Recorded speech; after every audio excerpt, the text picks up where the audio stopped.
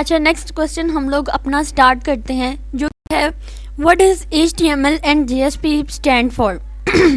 तो सबसे पहले आप लोगों को तो पता है, हमने ये 2 नंबर का क्वेश्चन है तो हम सिंपल बता देंगे। HTML का मतलब है हाइपरटेक्स्ट मार्कअप लैंग्वेज और JSP का मतलब है जावा सर्वर पेज। ठीक है, ये आप लोगों ये तो आप लोग दो मतलब जो नंबर्स हैं उनका तो आप आंसर कर देंगे, लेकिन अगर आपको यही क्वेश्चन इस एग्ज़ाम्स में डिटेल से आ गया तब आप क्या करेंगे? तो हम क्यों ना इसको डिटेल से ही पढ़ लें, मतलब थोड़ी सी डिटेल मैं इंक्लूड करूँगी इसके अंदर, ताकि आपका कॉन्सेप्ट इससे रिलेटेड जो है ना वो क्लियर हो जाए।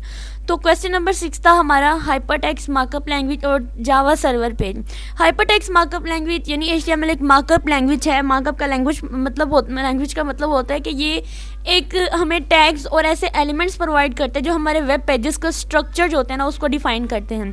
अब HTML जो है ना ये हमारे स्टैटिक कंटेंट, जैसे कि हमारे टेक्स्ट हो गया, इमेज हो गया, लिंक्स हो गए, फॉर्म्स हो गए और अदर एलिमेंट्स हो गए, इनको रिप्रेजेंट करती है। लेकिन JSP क्या करती है, ये हमारे पास सर्वर साइड टेक्नोलॉजी होती है। जो हमारी HTML है वो हमारी क्लाइंट साइड टेक्नोलॉजी है, लेकिन जो JSP है वो हमारी सर्वर साइड टेक्नोलॉजी है। ठीक है, HTML जो है ये स्टैटिक कंटेंट रखती है, जबकि हमारे पास JSP जो है ये हमारी डायनामिक वेब पेजेस को जो जावा प्रोग्रामिंग लैंग्वेज का यूज़ करते हुए क्रिएट करती है। ठीक है, जावा कोड जो होता है इसके अंदर एम्बेडेड होता है, जबकि HTML के अंदर जो है ना वो जावा कोड एम्बेडेड नहीं होता। अगर मैं इसके डिफरेंसेस की बात करूँ तो हमारे पास जो है स्टैटिक वर्सेस डायनामिक आ जाता है, यानी HTML जो है वो स्टैटिक कंटेंट को रिप्रेजेंट करता है, जबकि JSP जो है वो डायनामिक कंटेंट जनरेट करता है। अब जावा कोड जो है वो हमारा HTML के अंदर एम्बेडेड नहीं होता। ठीक है, लेकिन हमारा चूंकि ये JSP यानी जावा सर्वर कोड है तो मतलब इसके अंदर हमारा जावा एम्बेडेड होता है। तो HTML जो है ये क्लाइंट साइड लैंग्वेज है। ठीक है, क्लाइंट साइड ब्राउजर्स के अंदर एग्जीक्यूट होता है, लेकिन जो JSP होता है वो सर्वर साइड के अंदर एग्जीक्यूट होता है। ठीक है, इसके बाद इसकी इंटरेक्टिविटी की बात करें तो हमारे पास JSP जो होता है ये provide interactivity and dynamic behaviour. सारी बात है, जो डायनामिक बिहेवियर है वो ज़्यादा इंटरेक्टिविटी प्रोवाइड करता है as compare to the static interaction. Okay, ये था हमारा HTML और JSP के बारे में। अब हम नेक्स्ट स्टार्ट करते हैं, जिसमें है what is mean by the client side scripting language. अब क्लाइंट साइड स्क्रिप्टिंग लैंग्वेज बहुत सारी लैंग्वेजेस हैं, जिनमें हमारे पास आ जाती है हमारी HTML है, हमारी CS है, हमारी जावास्क्रिप्ट सबसे कॉमन स्क्रिप्टिंग लैंग्वेज है जो क्लाइंट साइड पे यूज़ होती है। ठीक है, ये ऐसी लैंग्वेजेस होती हैं जो हमारी क्लाइंट साइड पे यूज़ होती हैं। तो चलें इसको भी हम लोग एक दफ़ा से गो थ्रू कर लेते हैं।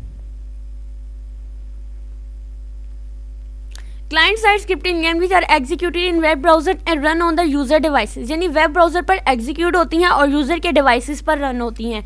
These language are primarily used to make the web pages interactive and handle dynamic content जो होते हैं ना उनको हैंडल कर रहे होते हैं। इनमें सबसे पॉपुलर लैंग्वेज जो आ जाती है वो हमारी जावास्क्रिप्ट आ जाती है। ठीक है, यानी सबसे कॉमन लैंग्वेज होती है जो कि वाइडली यूज होती है स्क्रिप्टिंग लैंग्वेज। उसके बाद JavaScript add interactivity to web pages such as form, validation, animations, dynamic content, update, user interactions and more. In modern web technology या web development, various frameworks and libraries of JavaScript are used like ये कुछ हमारे पास इसके web development tools हैं जिनका use करते हुए हम लोग जावास्क्रिप्ट को यूज़ करते हैं। ठीक है, और सबसे कॉमन हमारे पास जो वाइडली यूज क्लाइंट साइड जो है हमारी स्क्रिप्टिंग लैंग्वेज है। ठीक है, उसके बाद हम लोग CSS की बात करें तो ये टेक्निकल तौर पर जो है ये हमारी क्लाइंट साइड स्क्रिप्टिंग लैंग्वेज है, लेकिन ये ज़्यादा स्क्रिप्टिंग लैंग्वेज पॉपुलर नहीं है, लेकिन ये है। ठीक है, इसमें हम लोग क्या करते हैं, किस लिहाज से ये क्लाइंट साइड स्क्रिप्टिंग लैंग्वेज है कि इसमें हम एनिमेशन, ट्रांजिशन, जैसे हमारी मीडिया क्यूरीज होगी, डायनामिक स्टाइल्स हो गए, इन सब के लिए जो है हम लोग इसका यूज़ करते हैं। उसके बाद हमारे HTML, ये भी हमारी टेक्निकल मार्कअप लैंग्वेज है, लेकिन इसको भी हम लोग कभी कभी क्लाइंट साइड पे यानी लेजर एक्सटेंड, बहुत कम हम इसको क्लाइंट साइड पे यूज़ करते हैं।